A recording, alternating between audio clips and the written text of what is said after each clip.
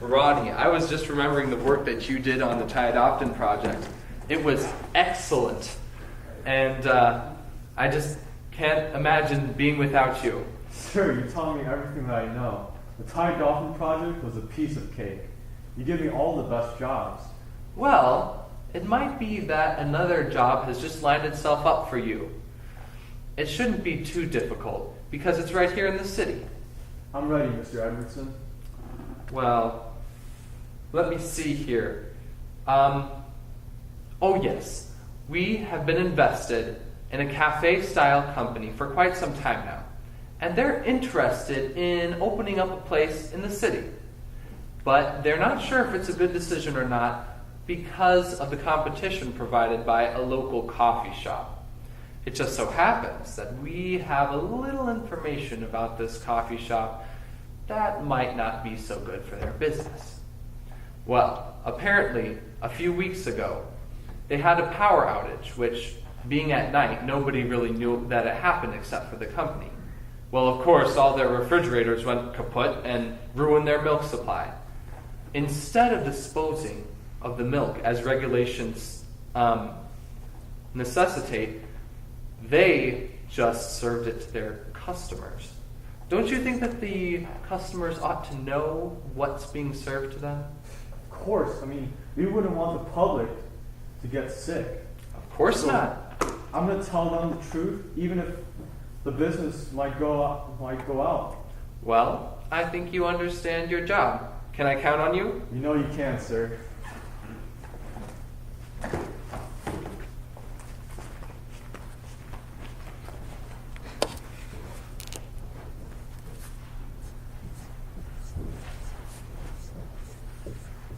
Everyone, listen to me. This coffee shop has unrefrigerated and sour milk. You wouldn't want to go to this place? What are you doing? My boss has told me to inform the public about your business practices. Oh, what would those be? Don't go to Squiggles. They have sour milk? What? That's not true. You're spreading lies about Squiggles. How could you do this? Just because your boss tells you to do something does not make it okay to do. I thought you knew that. Wait, but Bianca, please. Hey, Bianca, please open the door.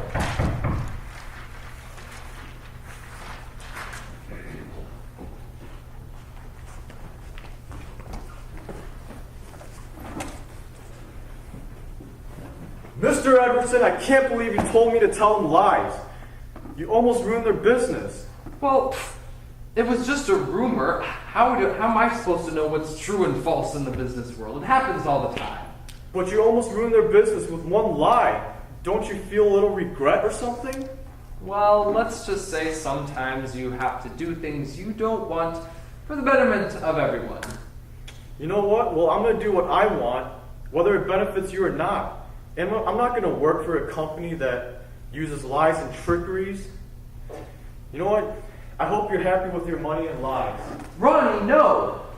You're the best worker I've ever had, Ronnie. Mr. Edwardson, I can't believe you. How could you make him lie just for extra cash for yourself?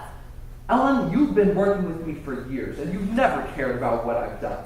Why do you speak up about now? what you've done? I have been sick and tired of it, and now you've dragged someone else into all your troubles. I can't even deal with you right now. You're ruining his life and everyone else's.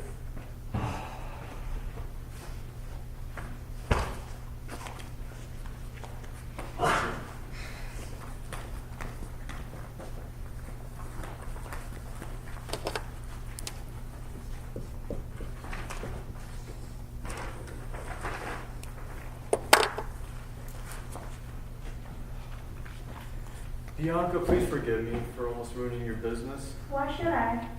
I'm just so used to doing whatever Mr. Edwardson tells me to do. And I didn't know that anyone would get hurt in his plans.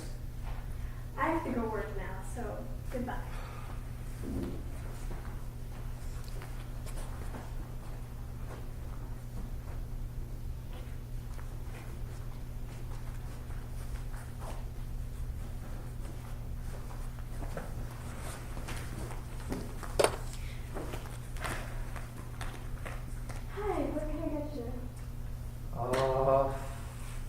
Maybe number 7 will do it. Okay, I'll be right back with that.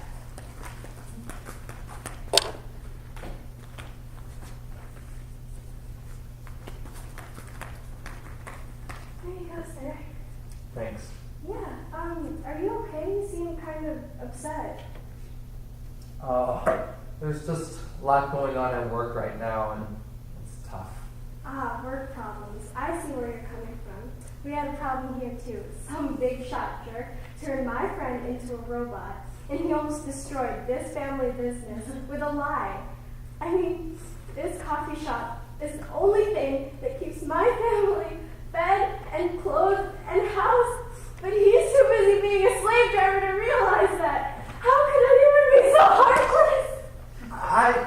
I don't know. That's awful.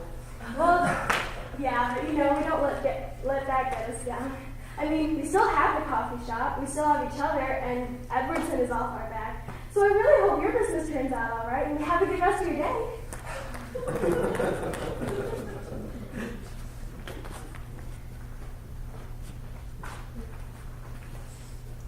I'm gonna go now. Where are you going?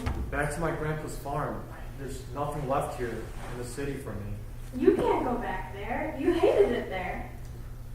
Well, I'm gonna see you later. Wait, Ronnie! I'm sorry. I learned what I did and I wanted to apologize. I made you turn against your friend and tell lies, and I didn't realize how selfish I've always been.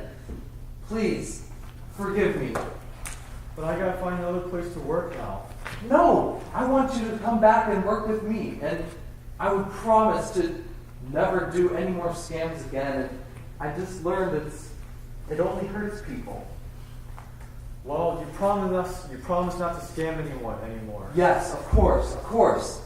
And you'll work for me again? Sure. Thanks. No problem. Oh, Mr. Edwardson, I was new to head in. You just need a 19-year-old boy to tell you what for. Oh, Ellen, and I can't believe how horrible I've been to you the entire time that you've worked for me. I've just bossed you around so much. Can you ever forgive me? Of course I can forgive you, Mr. Edwardson. Thank you. So does this mean you're not leaving, Ronnie? No. Good, because I'd miss having someone to boss around.